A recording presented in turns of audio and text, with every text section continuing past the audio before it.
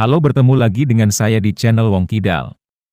Kali ini saya mengulas film yang mengisahkan tentang dua orang yang saling benci satu sama lain. Namun diam-diam pria itu menyukai wanita yang dia benci itu. Begitu juga sebaliknya. Bagaimana cerita selengkapnya? Simak sampai selesai ya. Sebelum mulai, seperti biasa, dari lubuk hati paling dalam, saya doakan semua yang hadir di sini diberikan rezeki yang mengalir deras seperti air Zam-Zam, disehatkan jiwa raganya dan dilunaskan semua hutang-hutangnya, serta segera dipanggil ke Baitullah. Jangan lupa perbanyak amal soleh di awal bulan Zulhijjah dan puasa Arafah tanggal 16 Juni 2024.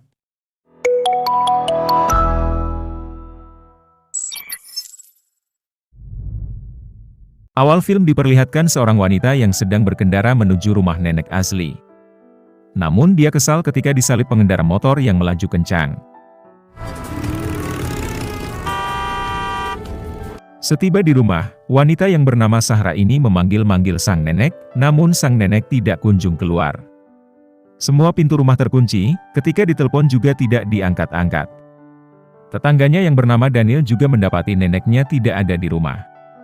Sebelumnya nenek Daniel bilang dia sakit jantung, jadi Daniel sangat khawatir dengan kondisi sang nenek. Tanpa pikir panjang, Daniel langsung manjat ke atas loteng untuk memeriksa pintu di lantai 2. Namun semuanya terkunci rapat. Daniel mencoba menelpon ulang, dari dalam terdengar suara handphone berdering. Karena khawatir terjadi yang tidak diinginkan, Sahra langsung melempar kaca pintu menggunakan helm hingga pecah. Kedua nenek yang baru tiba, kaget melihat Sahra memecahkan kaca pintu. Daniel marah dan bilang mereka seperti bocil. Karena sebelumnya nenek Azura bilang bahwa dia kena serangan jantung. Padahal kenyataannya tidak.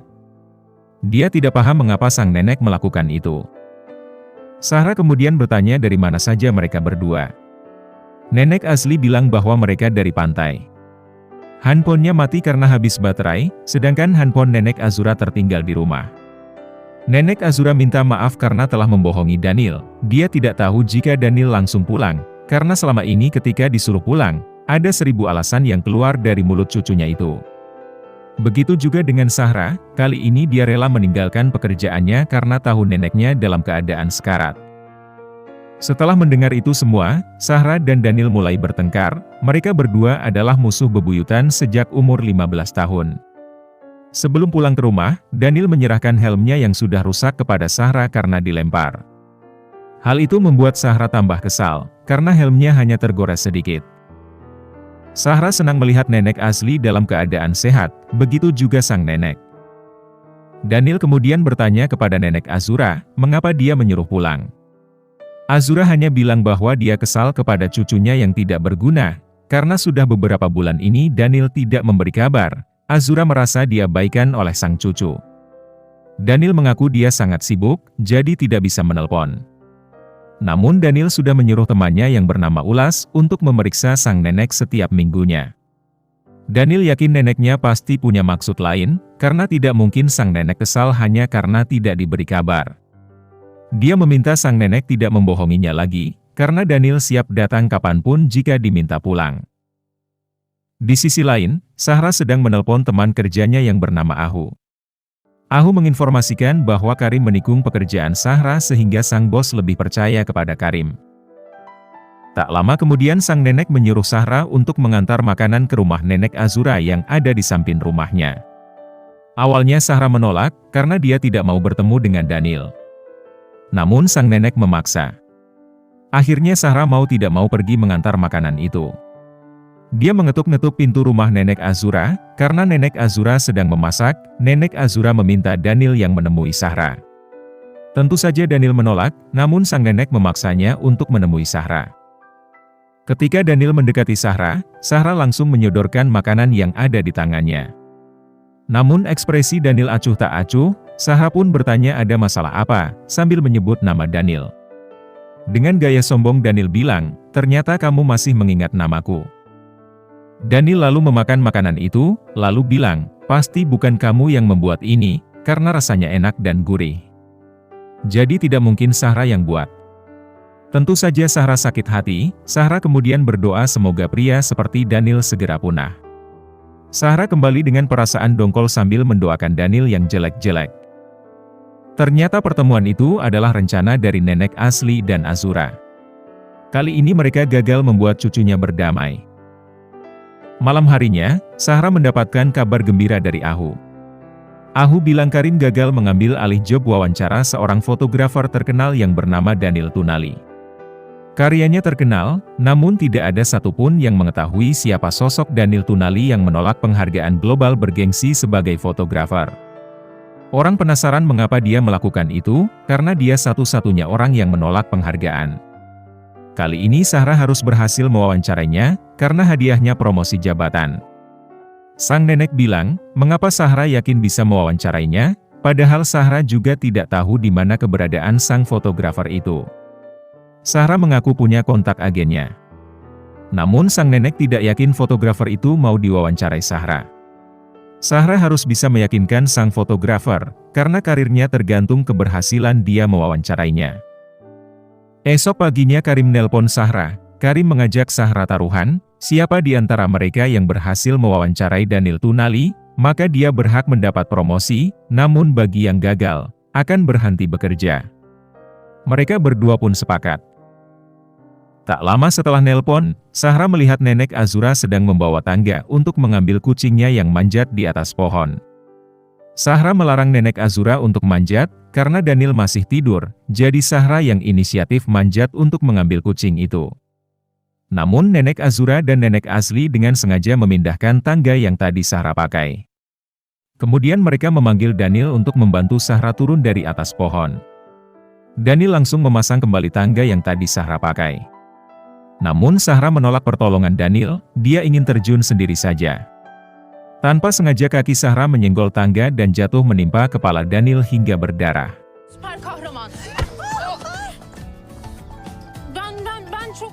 Sahra minta maaf dan menawarkan bantuan, namun Daniel menolak dan pergi meninggalkan Sahra. Ketika duduk di kursi, nenek asli menyuruh Sahra menghampiri Daniel sambil membawa perban dan betadin. Awalnya Sahra tidak mau, karena dia yakin nenek Azura sudah mengobati Daniel. Nenek asli bilang tidak mengapa, cukup datang dan minta maaf.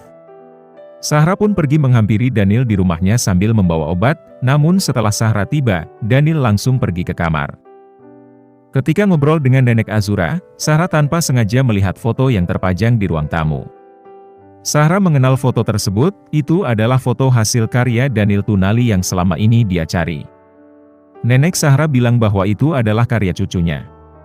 Sejak kecil Daniel hobi fotografi. Mendengar itu Sahra senyum-senyum sendiri, dia tidak menyangka ternyata Daniel tetangganya itu adalah Daniel Tunali sang fotografer handal.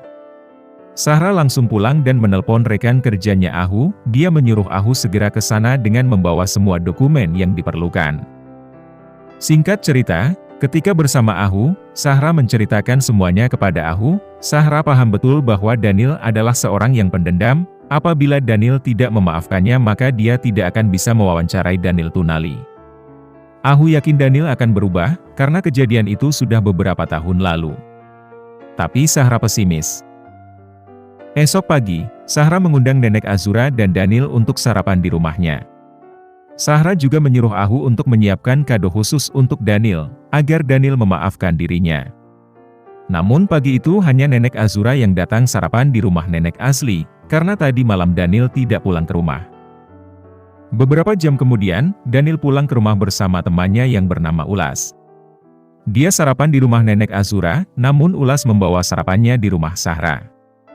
Mau tidak mau Daniel menghampiri Ulas. Sebelum Daniel pergi, Sahra memanggil Daniel dan memintanya menunggu sebentar. Sahra masuk ke dalam dan mengambil kado yang sudah Ahu siapkan sebelumnya. Sahra menyerahkan kado itu untuk mengganti helm Daniel yang dia rusakkan sebelumnya. Namun ketika Daniel membukanya, ternyata yang di dalam hanya ada helm biasa, tampak seperti helm wanita. Tentu saja Sahra kaget, karena dia menyuruh Ahu membeli helm yang sama seperti punya Daniel.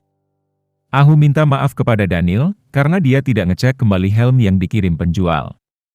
Dia sungguh menyesali apa yang terjadi. Namun Daniel tidak mempermasalahkan itu, Daniel hanya bilang dia punya kenangan indah dengan helm yang sebelumnya, dan Sahra sudah merusak semua kenangan indah itu. Daniel kemudian bilang, Nenek Azura sedang butuh pot bunga, jadi helm ini sangat cocok dijadikan pot. Mendengar itu tentu saja Zahra marah kepada Ahu yang telah merusak rencananya. Untuk menebus kesalahannya itu, Ahu punya strategi untuk mendekati Daniel dengan meminta bantuan Ulas. Ahu tahu Ulas adalah teman akrab Daniel, jadi dia tahu betul tentang Daniel. Tanpa membuang waktu, hari itu Ahu dan Zahra menghampiri Ulas di kafenya yang ada di tepi pantai. Zahra dan Ahu menyampaikan apa tujuan mereka kepada Ulas, mereka butuh tempat yang bagus untuk menghasilkan foto yang indah agar artikel yang timnya buat lebih menarik. Maka ketika Daniel tiba, Ulas langsung meminta Daniel untuk pergi membawa Zahra ke pantai yang indah. Daniel tidak paham dengan Ulas kemudian meminta Daniel bersikap sopan. Mendengar itu, Ahu meminta Zahra tidak melewatkan kesempatan, Zahra harus merasakan momen itu dan berusaha memahami Daniel, bila perlu Zahra melakukan tindakan gila. Entah apa yang akan terjadi jika Daniel tahu bahwa niat Zahra hanya untuk mewawancarainya, gumam Zahra. Dengan menggunakan sepeda motor, mereka berdua menuju tempat yang direkomendasikan Ulas. Di sepanjang perjalanan, Zahra berusaha menjaga jarak dengan menahan badannya agar tidak nempel ke Daniel. Sesampai di lokasi, mereka berdua masih saling diam, tidak ada yang membuka obrolan, hingga akhirnya Zahra memberanikan diri untuk mengajak Daniel menuju bebatuan yang menjorok ke laut. Sambil menikmati indahnya sunset, Daniel secara diam-diam memoto Zahra. Begitu juga dengan Zahra, dia diam-diam memoto Daniel. Tidak hanya itu, mereka berdua secara bergantian saling memperhatikan. Menurut admin, mereka berdua ini sebenarnya saling mengagumi, entah mengapa, sehari-hari kerjaannya berantam terus. Kalian ada tidak yang seperti itu? Karena hari mulai gelap, mereka makan di sebuah tempat yang tidak jauh dari pantai. Tapi ya begitu, mereka tidak saling ngobrol. Zahra bilang, apakah mereka akan terus begini? Kita bukan anak yang berumur 15 tahun lagi. Karena Daniel tetap diam, Zahra meminta Daniel membawanya ke tempat yang lebih tenang. Malam ini Zahra yang mentraktir Daniel, sebagai bentuk minta maafnya untuk segala hal. Dia ingin mengakhiri semua ketegangan yang terjadi antara mereka berdua. Namun sikap Daniel tetap acuh tak acuh. Daniel membawa Zahra menuju dermaga, di sana gelap, suasana sepi, hanya terdengar suara ombak yang saling berkejaran. Zahra bertanya apakah ini surga kecilmu yang baru? Daniel bilang, apakah kamu akan mengambilnya juga? Zahra bilang dia mencoba belajar dari kesalahan, tempat ini sungguh menakjubkan. Mendengar itu Daniel berkata, cobalah luangkan waktu untuk pergi dan menjelajah tempat baru, di sana lebih banyak tempat yang jauh lebih indah dari ini. Apakah kamu masih suka melihat bintang dan bermimpi? Tanya Zahra. Daniel balik bertanya, apakah kamu masih suka mengumpulkan batu dari tempat yang ingin kau ingat? Zahra kaget, ternyata Daniel masih mengingat obrolan mereka waktu sekolah. Suasana menjadi hening, di bawah sinar rembulan, Zahra mulai mendekati Daniel, Daniel mulai tersenyum. Namun tiba-tiba Zahra mendorong Daniel ke laut. Zahra ikut melompat ke laut bersama Daniel.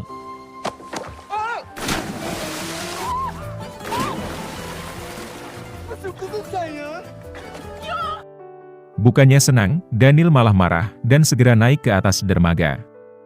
Ternyata kunci sepeda motor Daniel ikut jatuh dan tenggelam ke laut. Zahra malah ikut marah, mengapa Daniel menjatuhkan kuncinya ke laut. Kini mereka kesulitan untuk pulang. Karena tidak ada cara lain, Daniel terpaksa mendorong sepeda motornya. Sepanjang perjalanan Daniel ngomel, dia bilang tidak bisakah sekali saja tidak bikin masalah dan menyakitinya. Zahra sungguh minta maaf. Namun Daniel putus asa, karena setiap kali Zahra minta maaf pasti ada saja kejadian apes yang menimpa dirinya. Mulai hari ini Daniel meminta Zahra tidak berbicara dan tidak menghubunginya lagi, anggap Daniel tidak ada di dunia ini. Beberapa hari kemudian, Daniel melihat-lihat gambar Zahra yang diambilnya secara diam-diam tempo hari. Kali ini dia bertanya kepada Ulas tentang hubungannya dengan Ahu. Dengan jujur Ulas bilang Ahu cantik dan mereka cocok. Ulas balik bertanya kepada Daniel masalahnya dengan Zahra. Daniel bilang sifat Zahra belum berubah. Melihat hubungan cucunya tidak baik-baik saja, Nenek Asli dan Azura kembali merencanakan sesuatu, agar cucunya baikan. Singkat cerita, Nenek Azura mengajak Daniel untuk menemaninya belanja. Sedangkan Ahu dan Sahra duduk di warung tepi pantai sambil membahas pekerjaan.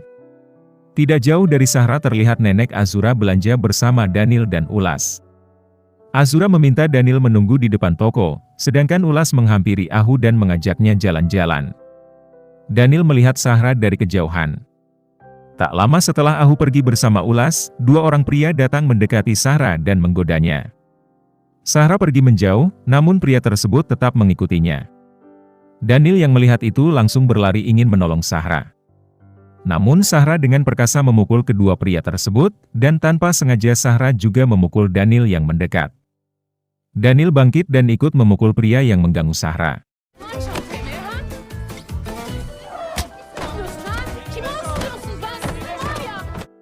Tak lama kemudian petugas polisi datang dan menangkap mereka berempat. Nenek Azli dan Azura panik melihat kedua cucunya dilarikan ke kantor polisi. Karena kejadian ini tidak lepas dari rencana mereka berdua. Ketika di dalam sel tahanan, Daniel yang tadinya berusaha menyelamatkan Sahra malah disalahkan oleh Sahra. Sahra malah bilang ini semua karena Daniel. Jika Daniel tidak mendekatinya, pasti saat ini mereka tidak ditahan. Tentu saja Daniel bingung. Niat menolong aja disalahkan. Di ruang yang berbeda, Ulas dan Ahu berusaha negosiasi dengan pihak kepolisian agar melepaskan mereka. Tak lama kemudian dua pria yang mengganggu Sahra tiba. Mereka cerita bahwa mereka disuruh Nenek Azli dan Azura. Dia tidak menyangka Sahra ahli bela diri seperti Jackie Chan. Mendengar itu pihak kepolisian menyuruh Ulas pergi, mereka akan membebaskan Daniel dan Sahra. Namun sebelum Ulas pergi, Pak Polisi berpesan agar menjaga kedua nenek itu agar tidak bikin ulah. Ulas dan Ahu hanya tersenyum. Paginya, ketika keluar dari kantor polisi, Daniel menawari Sahra untuk pulang dengan menggunakan sepeda motor. Awalnya Sahra menolak, karena sebelumnya Daniel meminta Sahra tidak boleh berbicara kepadanya. Namun Daniel bilang tidak perlu bicara, anggap saja seperti naik bis. Di perjalanan, Sahra meminta Daniel berkendara dengan pelan, namun Daniel malah bilang Sahra penakut dan cemen. Tak lama kemudian terdengar suara sepeda motor Daniel yang aneh, karena ketakutan, Sahra langsung memaksa Daniel berhenti. Sahra marah besar, dia bilang Daniel adalah pria yang paling jahat, egois, keras kepala dan tidak sopan, karena Daniel bukannya berhenti, tapi malah menambah laju kecepatan dan bilang Sahra penakut dan cemen. Sahra takut naik sepeda motor karena dia masih trauma, dulu kedua orang tuanya meninggal karena kecelakaan saat bersepeda motor. Sahra bertanya, apakah sekarang kamu puas mengejekku? Mendengar itu Daniel masih tetap diam, namun raut wajahnya terpancar penyesalan. Sahra kemudian bertanya apakah sekarang kamu mau menjadi sahabatku lagi? Daniel bilang kita tidak pernah berteman dan tidak akan pernah. Namun Daniel langsung mendekati Sahra lalu mengecupnya. Dasar si Daniel, belum halal main cipok aja lo. Jangan ditiru ya teman-temanku yang baik. Setelah itu, sambil menikmati indahnya pemandangan, mereka ngobrol banyak hal. Daniel juga bertanya kepada Sahra apakah dia sudah punya pacar. Dengan senyum manja Sahra bilang tidak punya. Sahra bertanya, apa cerita di balik helm itu? Daniel bilang, ternyata dulu waktu mereka remaja, di musim panas, Daniel membeli helm itu untuk diberikan ke Sahra agar mereka bisa naik motor bersama. Namun Daniel belum sempat memberikannya ke Sahra. Sahra bilang, yang harusnya menjadi milikku akhirnya menjadi milikku lagi. Bahasa gaulnya, rezeki tidak akan pernah tertukar. Jadi jangan sikut-sikutan untuk mencari rezeki yang sudah tertakar. Saat Ahu, Ulas, dan Nenek ngobrol di teras rumah, tiba-tiba Daniel dan Sahra datang dengan wajah full senyum. Ulas dan Ahu tentu saja heran melihat tingkah laku mereka yang tidak seperti biasanya.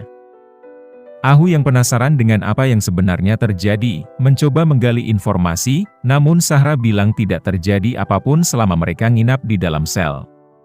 Ahu menyerah, kemudian bertanya kapan rencana wawancara Daniel.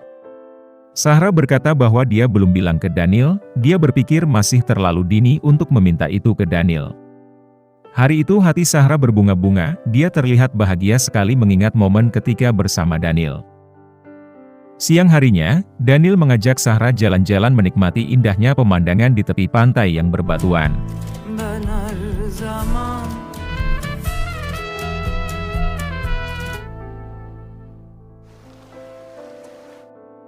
Ternyata tempat itu mengingatkan kenangan mereka ketika remaja. Sahra bertanya kepada Daniel, mengapa dulu di musim panas dia tidak menemuinya di sini. Daniel bilang dia kecewa melihat Sahra membawa orang lain di tempat yang istimewa bagi mereka berdua. Daniel cemburu, karena saat itu Daniel menyukai Sahra.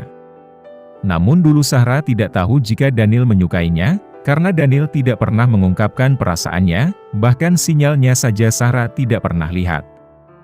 Daniel bilang Sahra saja yang tidak peka. Karena tidak mau berlarut-larut membahas masa lalu, sekali lagi Sahra meminta maaf kepada Daniel. Sahra kemudian bertanya mengapa Daniel menolak penghargaan bergengsi yang dia raih. Padahal itu adalah harapan setiap orang yang bekerja. Daniel balik bertanya, bagaimana perasaan Sahra ketika melihat gambar itu di pameran. Sahra bilang saat itu dia tertarik dan terpukau. Itulah penghargaan yang sejatinya Daniel cari, karena setiap gambar yang dia hasilkan adalah cerminan dari dirinya. Jadi tujuannya bukan untuk kompetisi, melainkan menyampaikan pesan kepada setiap mata yang melihat gambar tersebut. Malam itu Daniel membawa Sahra ke rumah pribadinya. Di sana Daniel memberikan Sahra hadiah setoples batu. Itu adalah batu yang Daniel ambil di setiap tempat yang dia kunjungi. Batu itu untuk Sahra, karena itu adalah impian Sahra yang selalu Daniel ingat. Sahra senang banget, dia baru tahu bahwa sebegitu sayangnya Daniel kepada dirinya. Ternyata selama ini Daniel diam-diam mencintainya. Esok harinya, mereka berdua kembali minum bersama di sebuah kafe. Di sini Sahra bertanya mengapa Daniel tidak mau diwawancarai oleh media, untuk berbagi semua kisah hidupnya. Dengan singkat Daniel bilang bahwa kisahnya bersifat pribadi, hanya orang yang spesial saja yang boleh mengetahuinya. Untuk publik, cukup dengan melihat foto hasil jepretannya, karena semua tentang dirinya sudah tercermin dari foto itu. Daniel, emangnya kita ini dukun, bisa tahu isi hati orang dari foto yang dipotret. Kini mereka sering menghabiskan waktu berdua, menikmati indahnya pantai, dan lezatnya masakan khas Turki. Singkat cerita, pagi-pagi Sahra mendapat kabar bahwa sampai hari ini mereka belum mendapatkan fotografer. Sahra panik, dia berulang kali misui Karim, karena dia yakin ini adalah ulah Karim yang tidak ingin dirinya mendapatkan promosi. Yang jadi masalah, esok hari mereka harus setor foto itu untuk cover majalah yang akan segera terbit. Ulas meminta Sahra tenang, karena mereka pasti mendapatkan fotografer. Dan benar saja, Daniel dengan sukarela membantu Sahra untuk menjadi fotografernya. Awalnya Sahra keberatan, karena harus merepotkan Daniel. Daniel tidak masalah, namun dia memberikan beberapa syarat. Salah satunya, namanya tidak ditulis pada foto tersebut. Esoknya sesi foto pun dimulai, Daniel sibuk memotret beberapa model wanita yang sudah disiapkan oleh Ahu. Sahra dari kejauhan duduk di atas batu sambil memperhatikan Daniel bekerja. Di sini Ahu kembali bertanya, apakah Sahra sudah bilang kepada Daniel untuk wawancara? Sahra bilang, bahwa dirinya tidak akan meminta itu, karena dia tahu bahwa Daniel tidak menyukai itu. Kali ini Sahra mengaku kalah. Walaupun dia harus mundur dari pekerjaannya, karena sudah kalah taruhan dengan Karim. Mendengar itu Ahu tidak setuju, karena karir Sahra akan hilang apabila dia melakukan itu.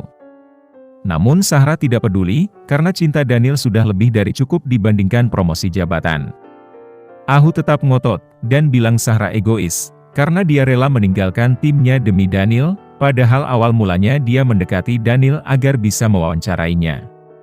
Tapi Sahra tidak mau memanfaatkan orang yang dia cintai hanya demi karir. Tak lama kemudian tiba-tiba Karim datang menghampiri Sahra. Karim protes, dia menuduh Sahra menghalalkan segala cara untuk wawancara Daniel agar menang taruhan. Sahra yang mendengar itu langsung emosi dong. Karena faktanya tidak seperti yang Karim katakan. Daniel yang melihat keributan pun mendekat. Karim menceritakan semua taruhannya dengan Sahra kepada Daniel. Daniel lalu bertanya kepada Sahra, apakah hubungan yang mereka jalani beberapa hari ini hanya demi mendapatkan wawancara?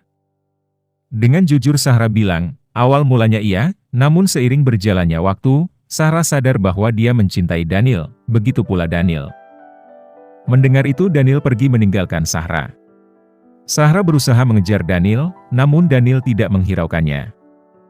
Setelah kejadian tersebut, Sahra galau, dia patah hati, air matanya terus mengalir tak tertahankan. Begitu juga Daniel, dia jadi sering melamun sendiri.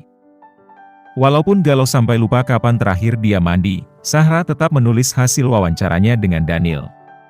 Ahu bertanya, apakah Zahra yakin akan mempublis jati diri Daniel? Zahra yakin, dia merasa kisah hidup Daniel bisa menjadi inspirasi banyak orang. Atas keberhasilan Zahra, dia pun dipromosikan menjadi pimpinan redaksi. Sedangkan Karim memilih berhenti, sesuai kesepakatan. Ketika di rumah, Zahra membongkar toples yang berisi batu yang kapan hari diberi Daniel. Setiap batu itu tertulis lokasi dan waktu berkunjung. Zahra menangis mengingat betapa tulusnya cinta Daniel kepadanya, sampai rela mengumpulkan batu sebanyak itu demi dirinya.